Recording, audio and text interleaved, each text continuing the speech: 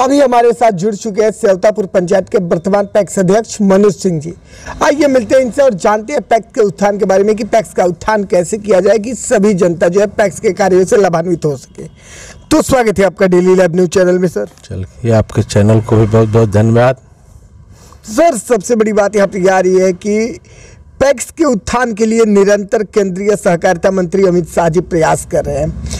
क्या प्रयास हो कि पैक्स का उत्थान जो है पंचायत स्तर पर हो और गांव स्तर पर हो? देखिए, माननीय सहकारिता मंत्री अमित शाह जी पैक्स के उत्थान के विषय में बराबर जब से वो सहकारिता मंत्री बने हैं, क्योंकि सहकारिता पोस्ट पहली बार उनको मिला है। पहले केंद्र में सहकारिता का मंत्री का पोस्ट था नहीं, तो जब से वो सहकारिता मंत्री हुए पैक्स के उत्थान के बारे में बराबर वो कुछ न कुछ नया करते सोचते हैं, उसके विषय में करते भी हैं, धरातल पर लाने का प्रयास कर रहे हैं। कुछ बहुत चीज़ें धरातल पर आ चुकी हैं, जैसे मान लीजिए कि पैक्स में CSP केंद्र खोलने के लिए तो हम लोग भी उसके लिए ID जनरेट हो चुका है। मान लीजिए जन औषधि केंद्र है, पेट्रोल पंप तो खैर बड़ी बात हो गई, चूँकि पैक्स अभी उतना समृद्ध नहीं हुआ है धरातल पर, लेकिन माननीय मंत्री जी का सोच बहुत तगड़ा सोच है कि पैक्स को व्यावसायिक दृष्टि से उन्नत कैसे बनाया जाए। बिल्कुल। मान लीजिए गांव-गांव में अगर पंचायत स्तर पर गैस एजेंसी के लिए कह रहे हैं तो मिलेगा, उससे भी पैक्स का उत्थान होगा। रही बात धरातल पर उतरने की, तो इसके लिए नीचे से ऊपर के तबका तक सबको सामंजस्य करके चलने पर ही पैक्स का उत्थान होगा। बिल्कुल। तो पैक्स के उत्थान की बात रही, लेकिन सबसे बड़ी बात यहाँ पर आ रही है कि क्या आपको लगता है कि जो केंद्र से नियम बन रहा है वो जल्दी धरातल पे उतर जाएगा और सभी पैक्स और सभी जनता जो है उससे लाभान्वित हो पाएंगे? देखिए, पैक्स अध्यक्ष तो चूंकि जनता के बीच से चुन के गए, पैक्स एक व्यावसायिक संगठन है, सहकारिता तो सबके मेल मिलाप से चलना चाहिए। इसके लिए अधिकारी से लेकर नीचे का स्तर सब, चाहे पैक्स अध्यक्ष हों, BCO साहब हों, DCO साहब हों, MD साहब हों, सब लोगों को मिलकर सामंजस्य बनाकर जब काम करेंगे तो पैक्स का उत्थान निश्चित होगा और जनता को लाभ मिलेगी। बिल्कुल। पैक्स एक समिति है जिसको कृषि साख सहयोग समिति कहा जाता है, तो इस समिति को चलाने के लिए जो सदस्य होते हैं वो कौन कौन से होते हैं? पैक्स कुछ कृषि साख समिति है, तो पैक्स में जैसे मेंबर होते हैं, हर पैक्स में मेंबर जो जनता मेंबर होते हैं, किसान मेंबर होते हैं। मेंबर के बीच से मान लीजिए उसमें डेलीगेट जो सदस्य चुने जाते हैं, अध्यक्ष चुने जाते हैं, उनका निर्वाचन होता है, निर्वाचन प्रक्रिया के तहत निर्वाचन होता है, वो चुनाव जीत कराते हैं और पैक्स के क्रियाकलाप को करते हैं। पैक्स के देख रेख के लिए BCO साहब हैं, DCO साहब हैं जिला स्तर पर। और मान लीजिए कि पैक्स धरातल पर काम कर भी रहा है, ऐसा नहीं है। पैक्स अध्यक्ष जी तोड़ मेहनत करके काम, जैसे आज सरकार की महत्वाकांक्षी योजना है, धान अधिप्राप्ति है, खाद बीज व्यवसाय है, तो खाद बीज व्यवसाय में वर्तमान में तो चूँकि हम लोग पहले खाद बीज व्यवसाय करते थे, लेकिन कुछ नियम के अड़चन के चलते मान लीजिए कि अभी हम लोगों का लाइसेंस 2018 के बाद नहीं बना है।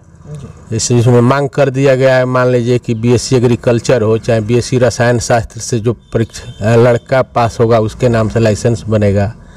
तो मान लीजिए पैक्स में साल में अगर हमको 200-400 बोरा यूरिया मिलता है इफको कंपनी की, रुको कंपनी का, तो हम कोई लड़का का रखेंगे तो उसका मेहनताना कहाँ से देंगे? पैक्स में कोई आमदनी का दूसरा स्रोत है नहीं। मान लीजिए धान अधिप्राप्ति है, तो इसमें भी आप देख रहे हैं नीचे से ऊपर तक। मान लीजिए हम लोग धान खरीद कर 7वां महीना तक चावल गिराएंगे तो बैंक के 11% 10% जो ब्याज लगेगा, ब्याज के तले हम लोग दब चुके हैं, पिछले बार भी दबे हुए हैं। बहुत लोग इस बार धान खरीदने का नाम भी नहीं ले रहे, लेकिन हम लोग तो मान लीजिए सरकार का योजना को धरातल पर उतारने के लिए कार्य कर रहे हैं, धान खरीद किए हुए हैं। जितना हमारा टारगेट है उतना टारगेट पुजाए हुए हैं। अच्छा, जो पैक्स प्रबंधक होते हैं उनका क्या दायित्व होता है पंचायत स्तर पर पैक्स समिति में? देखिए, पैक्स प्रबंधक तो पंचायत पैक्स के सारे क्रियाकलाप उनके जिम्मे रहता है, कागज पत्र जो भी रहता है पैक्स अध्यक्ष प्रबंधक के जिम्मे रहता है।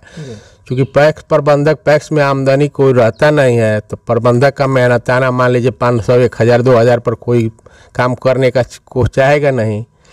लेकिन पैक्स प्रबंधक लोग भी अपनी लड़ाई लड़ रहे हैं कि सरकार हम लोगों को भी मानदेय दे। अरे नहीं, इसी मान लीजिए कि इस ज़माने में कुछ सरकार को भी मानदेय उनको देना चाहिए, क्योंकि मान लीजिए पैक्स में आमदनी रहेगा तो हम लोग तो देते ही हैं उनका। मान लीजिए जैसे 1500 2000 जो जैसे आमदनी है उनका मंथली हम लोग देते हैं, लेकिन उससे उनका काम चलेगा नहीं। तो अपना अलग मान लीजिए पैक्स के काम के लिए 24 घंटा वो तो रहेंगे नहीं, लेकिन वैसे ही लेकिन सरकार को चाहिए कि उन लोगों को भी मेहनताना फिक्स कर दे।